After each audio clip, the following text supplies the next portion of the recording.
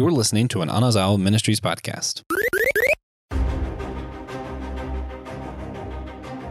What does it mean to allow your identity to evolve?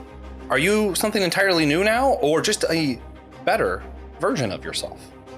Guys, we're going to be talking some about that. We're going to be talking some about the college football updates, playoffs, all that stuff. We're going to discuss some movie trailers. We're going to talk about the new Willow TV show, the video game Pokemon Scarlet and Violet, as well as the TV series Wednesday on Netflix.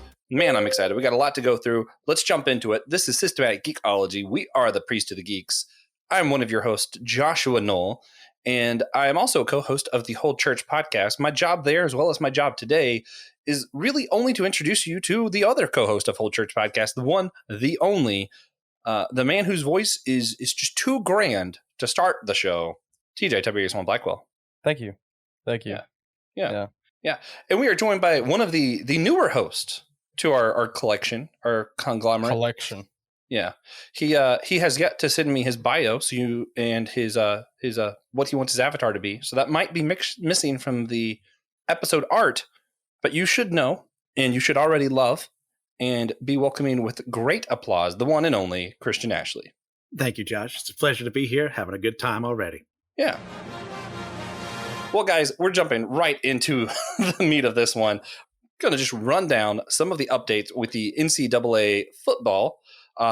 Me and Will talked about it last time. Something I geek out pretty heavily on is college football. We now have solidified who's going to be in the playoffs this year. We're looking at Georgia, Michigan, TCU, and Ohio State. A lot of people are surprised TCU held onto their spot after a huge loss to Kansas State in the Big 12 Conference Championship. We had a lot of chaos going on in these Conference Championship games. I like the overall outcome, though. I'm glad we don't see Alabama and Clemson up there again. That would simply be annoying. Also, I just don't like Clemson. You guys know that. Clemson bad. Let's go Tennessee. If you didn't know, Clemson and Tennessee is in the Orange Bowl. We have two orange teams in the Orange Bowl. I don't know if that's ever happened, but it's incredible. Also, Florida State. We made it to the Cheez-It Bowl. We're going to be playing Oklahoma in Orlando. Super excited for that. And they recently announced the one and only Travis Jordan is coming back for a fourth year of college football at Florida State University. If he plays like he did this year, and we have our play like the last few games, we only lost by like a couple field goals for some of our games. So sitting at number 13 this year, and all you have to do next year is be in the top 12 to be in the playoffs. Y'all be looking at Florida State for those playoffs next year. Represent. Anyway, that being said, for some of the more traditional geeky stuff. Oh, hold on. Okay, go ahead. Carolina beat Clemson. Yeah. We talked about that last time, but I think it's always proper to mention Clemson losing. That's something that's near and dear to a lot of people's hearts in Systematic Geekology. We love the Lord, and we love Clemson losing. Yep. Well, it's time to be the heel, because it's my turn to say I'm upset at that. As I guess, the only Clemson fan on the podcast. I hope so. Guys, we hope you enjoyed Clemson's part of Systematic Geekology. He had a great tenure here, and he'll be missed. Moving right along. Christian hasn't left yet, but we'll just keep trugging along. More of your traditional geeky stuff. Some movie trailers dropped last week. Did you guys check out any of those? So it's weird. I am not a trailer person. I do not watch them, except for last week's. Did you watch all three last week? I just happened to watch. I didn't watch the Indiana Jones trailer. I've seen all three.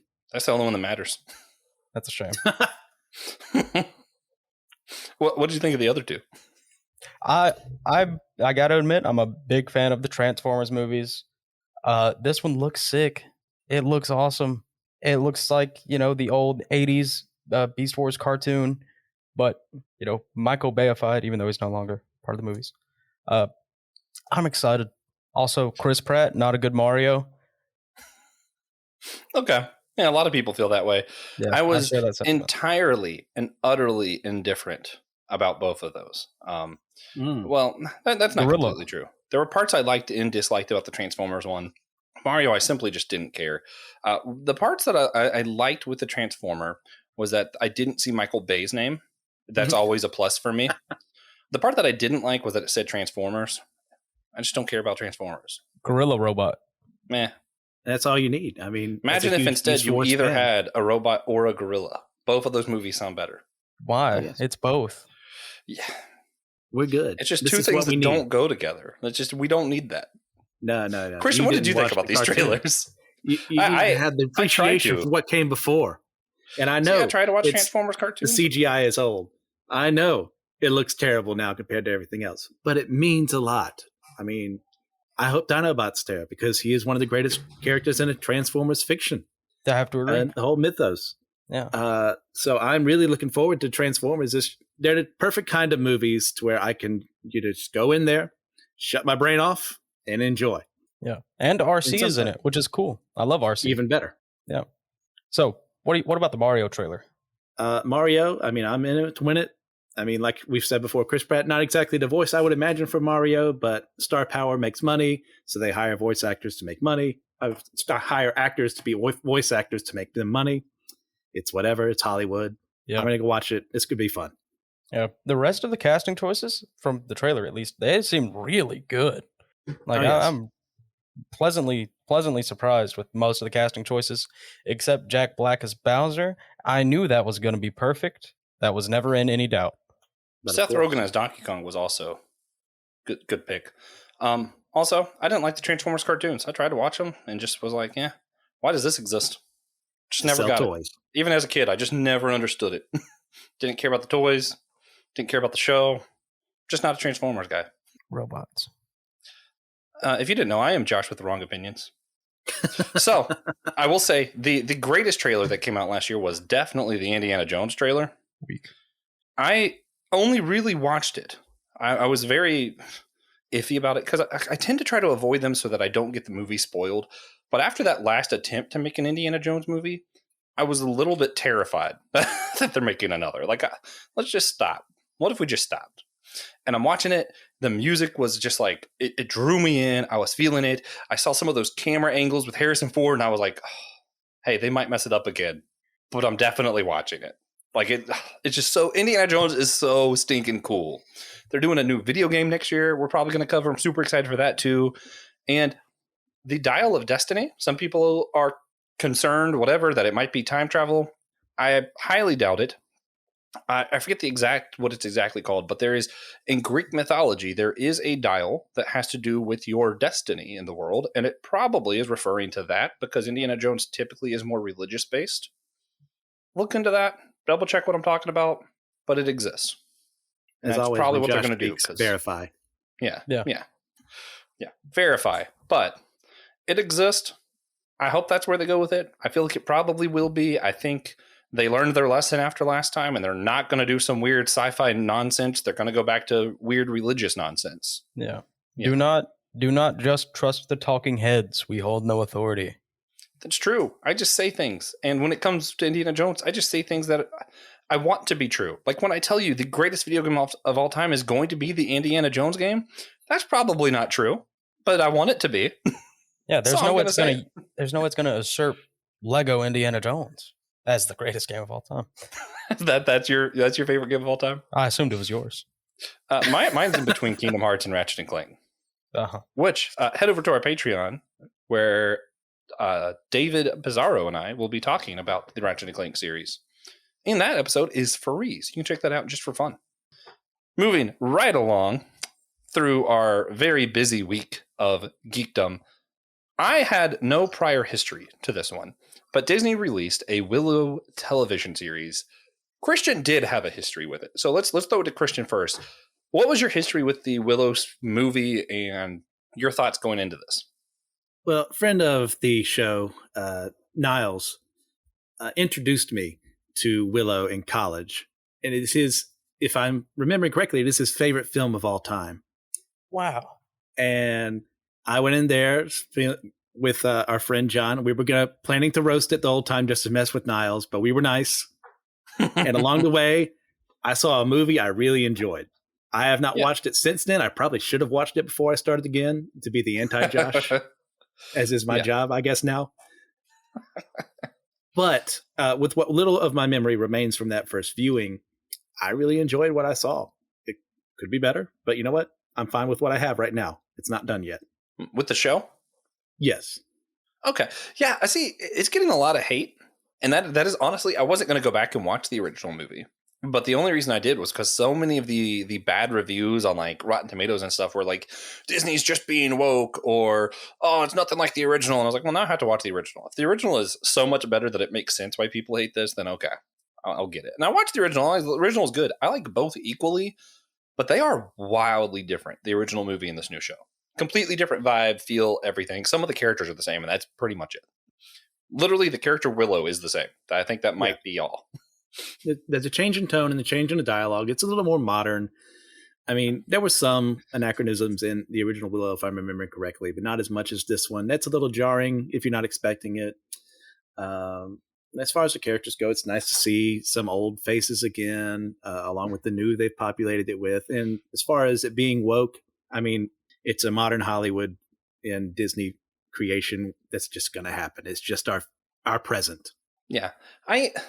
First off, I just hate the term woke. Like typically people on our side, I'll say, just throw that on things they don't like. Like, I don't like LGBT community, so that's woke. I don't like Black Lives Matter, so that's woke. And I don't like people who are, whatever, so that's woke. And yeah, everything's woke that I don't like. Pretty much being a Democrat is woke, Sure, why not? It's a stupid term.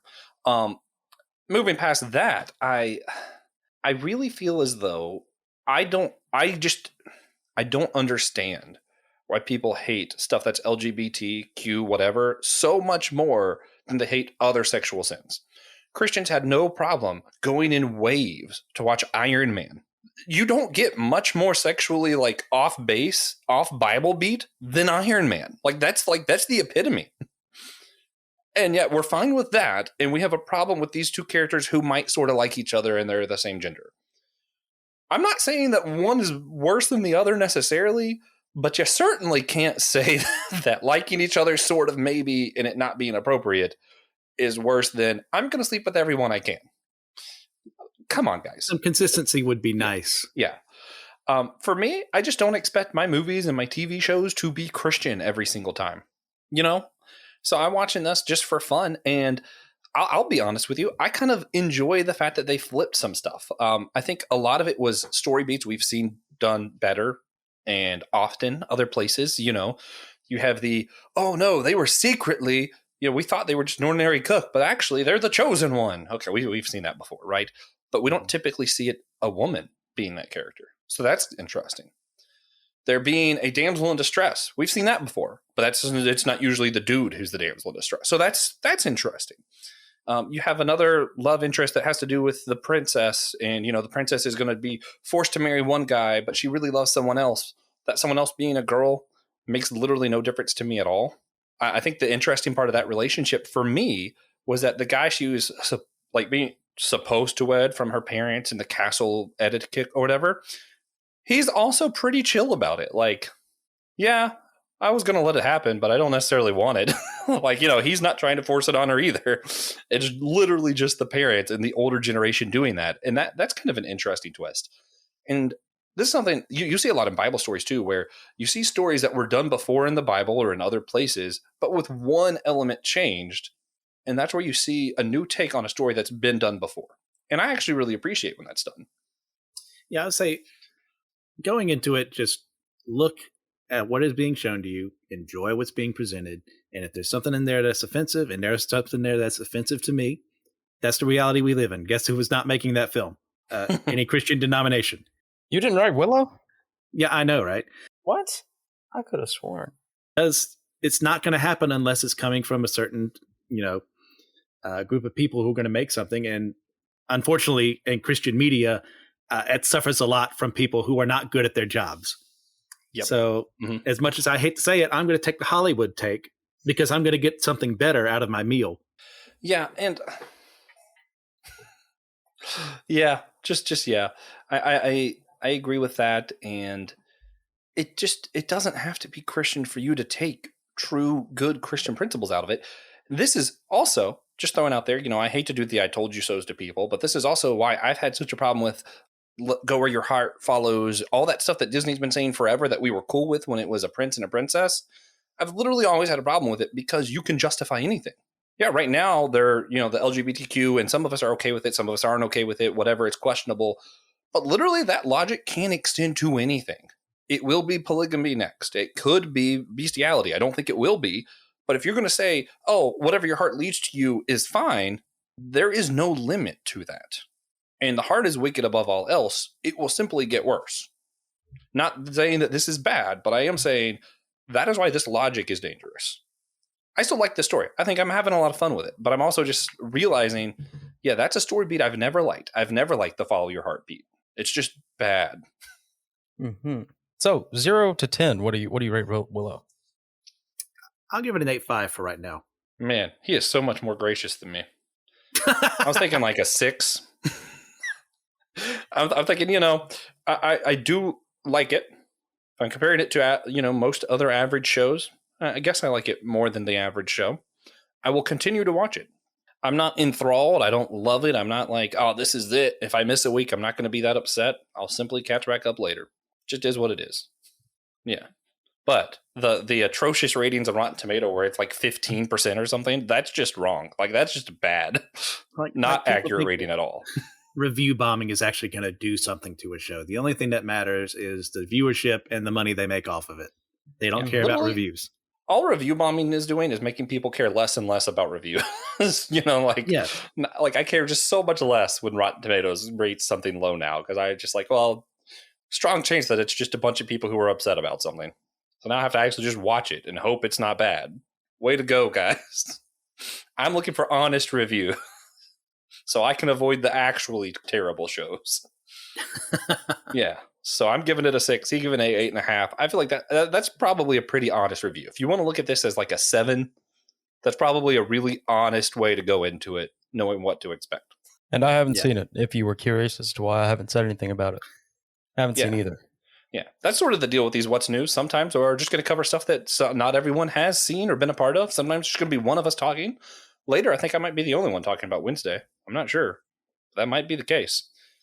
What I know I'm not going to get to say anything about, which really dismays me, because I love the Pokemon series, but recently, Pokemon Scarlet and Violet has released. Both of my fellow co-hosts have played it.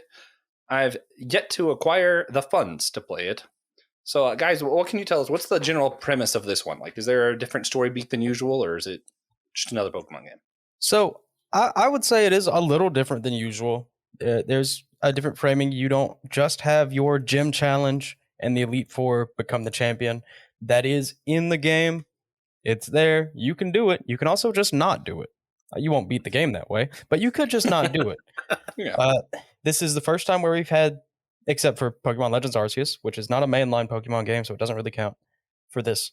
But there are 3 stories for you to play in Pokemon Scarlet and Violet, and me personally, I love these games. They're the best Pokemon games, in my opinion, since Black and White, or Black 2 and White 2.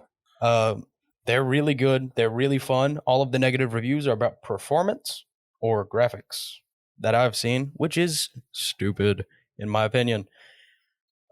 You get there's a storyline where you're searching down Titan Pokemon to find the Herba Mystica to heal your friend's, one of your rivals' dog. And, I say dog, it is a dog Pokemon. Mabostiff, good Pokemon. I love him. And then you have your Team Starfall storyline, where you are going to the Team Star camps to take them down, in addition to the gym challenge. Real quick, TJ, how does it compare to Arceus? You mentioned that. So Arceus and Scarlet Violet are the 2 open world, Pokemon games. If you don't count Colosseum, I think Colosseum should count, but it is a little different, and Colosseum is a little older. But Legends Arceus was more dynamic. People like the style. A lot of people like the style more. It's open world, felt a little more open worldy. But if we're talking about what should be in a mainline Pokemon game, I think Scarlet and Violet do it better. All right. Yeah, I would definitely agree with TJ's assessment of this being one of the top games they've ever made. I mean, performance issues aside, which there's a huge issue. Let's not try and downplay that. This is a multi-billion-dollar company. They can afford to wait a year to make sure everything's correct. But at the end of the day, this may be my 3rd favorite they've ever made. Oh, following what? Following Black and White would be my first. And then I know it's nostalgia, but it's Gen 1. It's my 2. Yeah. So far for me, if I had to do a top 3, and I haven't played Scarlet Violet, Gen 1 or Yellow, specifically Yellow. I really liked Yellow. Then Arceus was probably my number 2. I thought it was phenomenal. And I've only played Diamond like a year or 2 ago, and I was like, that was great. So yeah. It wasn't even really Diamond. It was brilliant Diamond. Oh, I thought I played the. Okay, I don't remember. Yeah. TJ, what would your top 3 Pokemon games be? Black and White, and then Black and White 2, and then Scarlet Violet. Nice. Yep. All right. So I love me a good sound story Pokemon game. Yeah. Diamond did. I thought Diamond and Pearl did really good at that, actually. So is there anything in the story that you thought was particularly thought provoking? There we go. Words. One of the main things in the story is you're sent out. You're in this academy to learn how to be a better trainer and a person, and you're sent out like almost immediately after you get there to find what your treasure is. And that's one of the huge themes of this story. It's like, what is your treasure? That's why there are 3 branching storylines they have. You have, like TJ said, your typical gym challenge, and then you have going after this group of miscreants called Team Star, who are trying to find their own path in the world. There, you find out they're a bunch of bullies. They have been bullied in the past. Sorry, Freudian slip there. And they've all kind of gathered together to find purpose together. And then the third one is helping out our friend Arvin, helping his Mabosdiff. Gosh, I can never get that name right. And then finding out what is your treasure out of all those. Which path are you going to seek as your character? Is it actually possible not to pick the dog? Is that a thing? What do you mean? Why would you pick anything other than help find dog? I mean, you don't find that until halfway through the storyline. Why would you do that? I mean, you can just not do those if you want, but you won't beat the game. You do have to do all 3 stories to beat the game. Find dog? You have to beat all. You do have to do all 3 eventually. Yeah. Oh, okay. I mean, if you want to get the end game stuff, That's yes. Fine. But as far as like a plot, you can go through 1 and you're fine. Mm-hmm. Nice. 2 more. One is just going to be the rating. But first, was there any new Pokemon that's like your favorite new Pokemon out of this bunch? I love Skeledirge and Arctibax and Tinkaton. That's not one. Shut up. Could you describe them really quickly? Yes, Arctibax is the pseudo-legendary Dragon Ice type of this generation, and it is Godzilla. Sick. Nice. And it's a better Godzilla than Tyranitar. I'd say TJ's assessment is pretty on par. Those are all 3 really good. Since he stole those 3, I'll say Clodsire, which is the Paldean form of Quagsire, has really grown on me as time has gone on. What about the starters? Skeledirge, most definitely. All 3 are pretty solid. But Skeledirge, my Ghost Dragon, Ghost Fire, Crocodile Derpy Boy, love him. Mm-hmm. Ghost Fire? Yep. Skeledirge, Ghost Fire type. And he's the first fire starter whose final form is not bipedal. And we're all the better for it. Also, he's Crocodile, which is awesome. Yeah. I mean, if he would have been a Gator, I would have been less enthralled as a Florida State fan. But Crocodile, yeah, I can get behind that. All right. So 0 to 10. What are y'all going with? 9.5. I'd say a 9 as well. Oh. TJ's like, he just doesn't want to give a 10. He's like 9.9999. 9.9 repeating. Yeah. If it had been like 2 years out, he might be willing to give it a 10. But I feel like something this new, you're just not willing to. Is that? Yeah. Well, to be fair, I'm only in Area 0. Like I'm in the end game area, and then there's a couple more little things to do after you get through Area 0. And I think the only problem I have with the game is training your Pokemon, and I don't mean leveling them up. Although I have found that to be a little extra grindy this time around, but maybe that's just me. I mean, hyper training, EV maxing, IV maxing, breeding, especially breeding. I'm talking like competitive training your Pokemon. That is what's harder for me in this game. Yeah, I don't go all that in depth in my Pokemon play. I just want to catch them all, as a saying goes. It does make me feel very bad, playing with a Max IV, Max EV actual build in the story against just regular teams of Pokemon. That sounds incredible. Because I don't think I was above the level cap. If you're familiar with Pokemon Nuzlocke, I wasn't close to the level cap for almost any of the fights that I did. I just got obsessive about training my Pokemon competitively. If they didn't want to get curb stomped, they would get good. They would just be better. That's what I'm saying. Yeah. Yeah, that's pretty accurate. Yeah. All right. Well, then let's move right into the last thing I want to talk about. Have either of you seen Netflix's Wednesday? No. Yeah, no. Have either of you seen The Addams Family? Yes. All right. There we go. So the show Wednesday is about Wednesday from The Addams Family. Yeah, pretty early on. I mean, extremely early on, probably like first 5 minutes. She gets ticked off about what some people do to her brother, and naturally does what any sane person does and releases piranhas in the pool they're swimming in. Because, yeah, that's what normal, sane people do. And, since she almost got accused of murder, etc., she ends up having to go...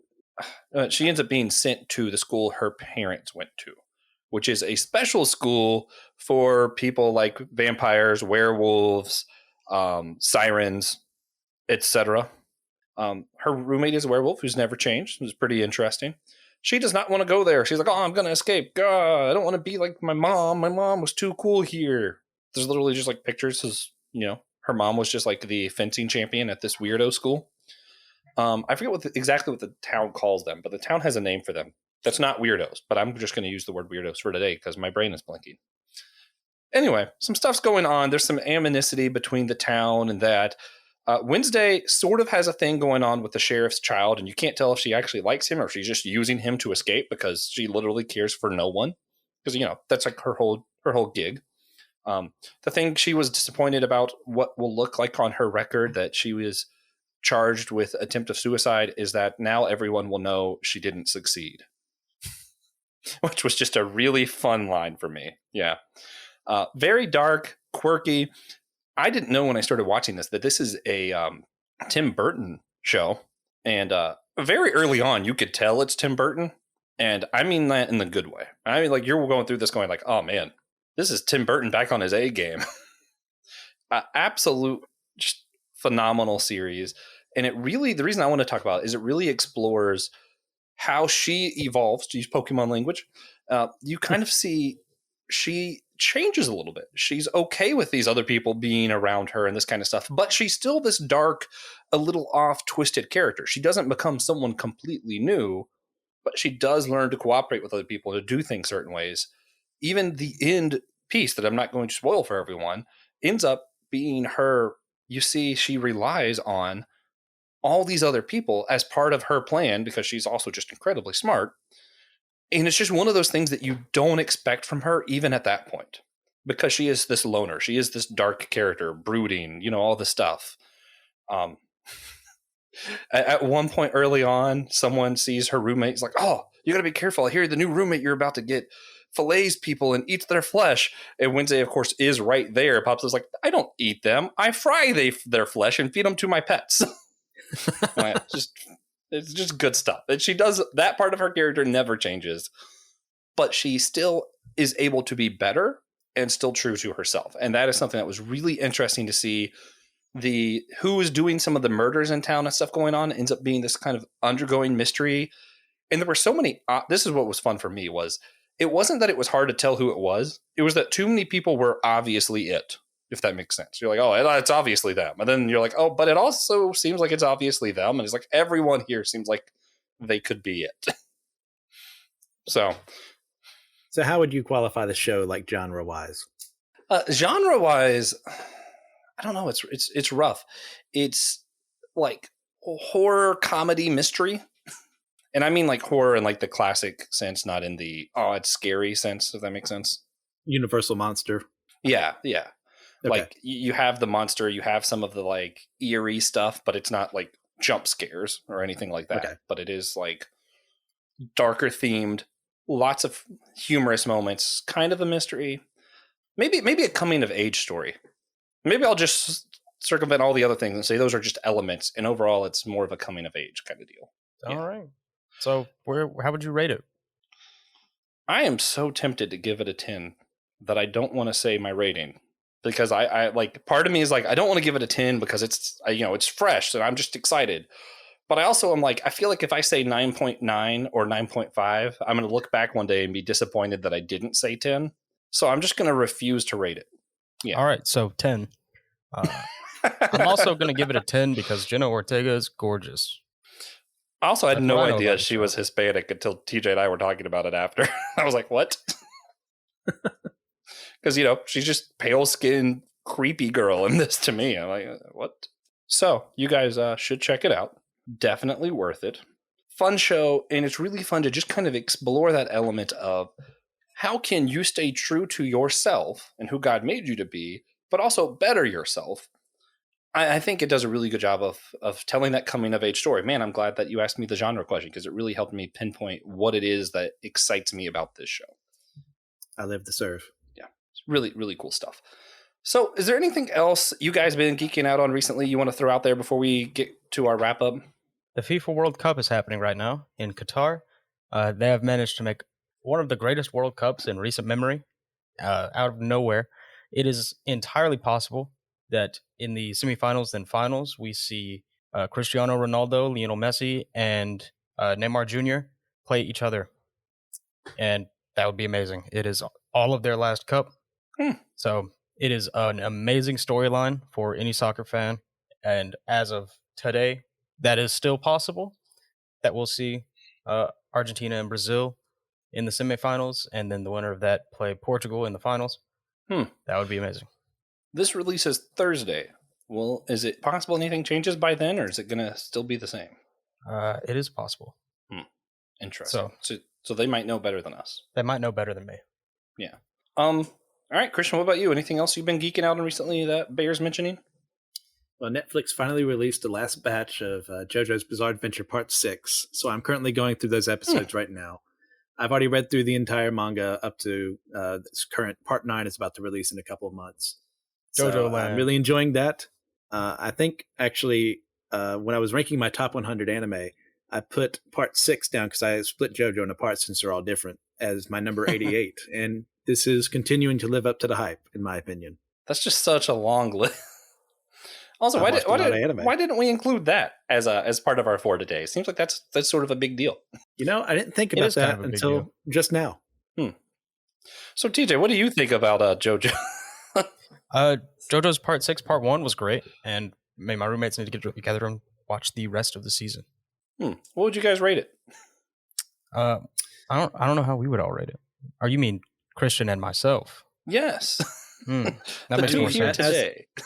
As a whole, I'd probably give Part 6 like an 8.5, maybe a 9 if I'm feeling especially charitable. Yeah. I was thinking 8. Okay.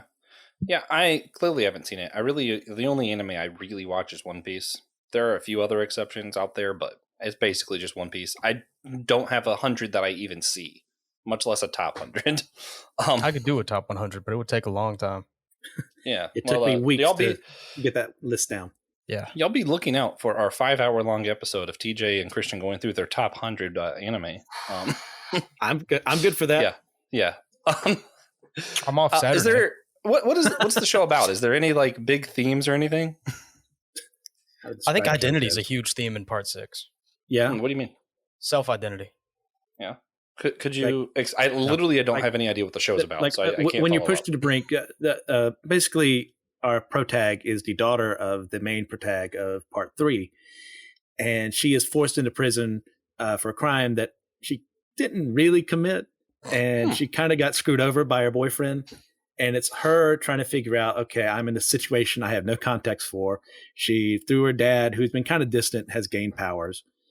And now how is she going to find her way out of here? Yeah. Interesting. And, you get the classic JoJo story. They build their crew. They fight the big bad. Someone dies. You get all the JoJo story beats you know and love. And a bunch of cool stands in this one. Really cool stands in this one, in my opinion. Oh, yes. That's fun. That actually pairs really well with the Wednesday thing I was talking about of like coming of age, understanding your own identity as you evolve. So I like, man, this fits so well. If only we had planned to do what we're currently doing, that would have been great. I think for myself, and I'm hoping to drag Will into loving this because I know he would have a lot of opinions. I've been really geeking out on Tulsa King. So it is a Paramount Plus series. Sylvester Stallone stars, mafia boss, been in prison 25 years in New York, is let out.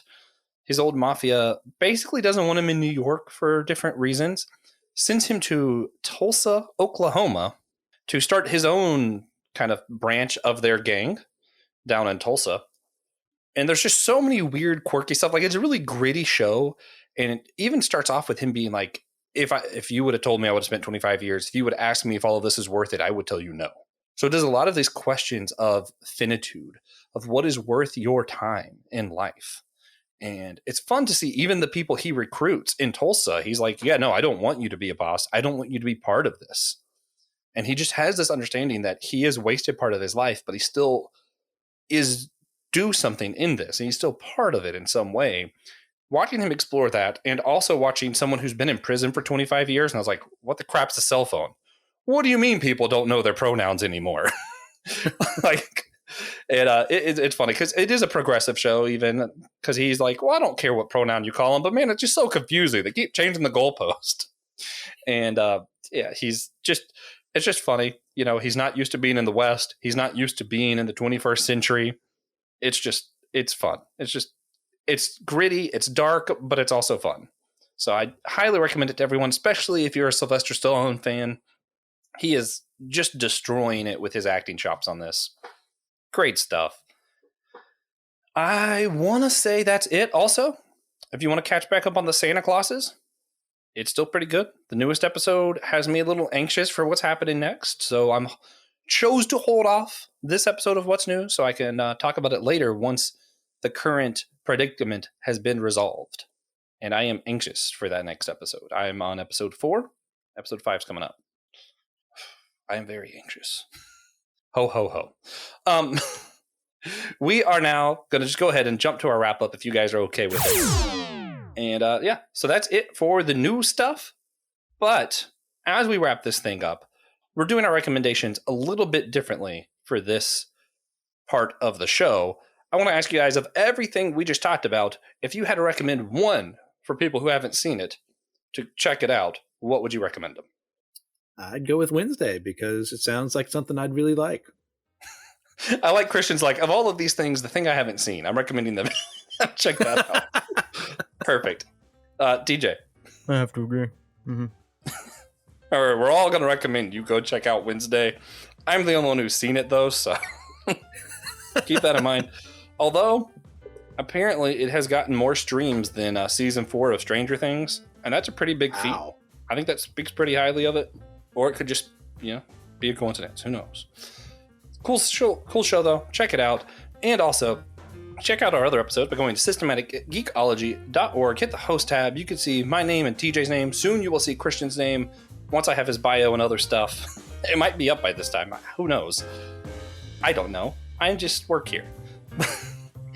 You can see all the episodes that we're a part of on there. You can also, at the bottom of the page, there is a form you can fill out to let us know what you've been geeking out on, what you think we should be geeking out on. Just kind of start a conversation. We love talking to you guys.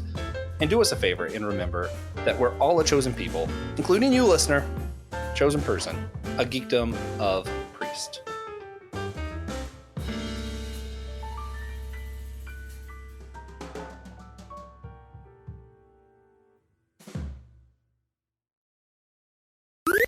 This was an Anazao Ministries podcast. If you enjoyed this show and would like to learn more about our network, be sure to check out the Anazao Ministries podcast network.